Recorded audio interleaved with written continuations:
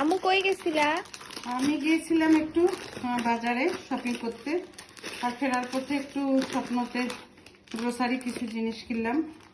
এই যে মরিচের গুঁড়ো, তারপরে কিনেছি হলুদের গুঁড়ো। এই হলুদ গুঁড়োটা অনেক গুঁড়ো, এই হলুদের গুঁড়োটা। আর এই যে মরিচের গুঁড়ো, এটা এটা স্বপ্নের নিজের, অনেক ভালো লাগে এটা, আর অনেক বেশি কালার হয়।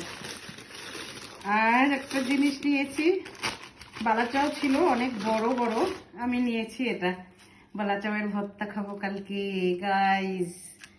আর নিয়েছি হলো তোমার জন্য এই যে বাটার, এটা নিয়েছি।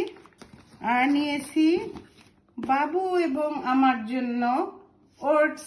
এটা আমরা এখন থেকে রাতে করে খাবো আমাদের শরীরটাকে ফিট রাখার জন্য।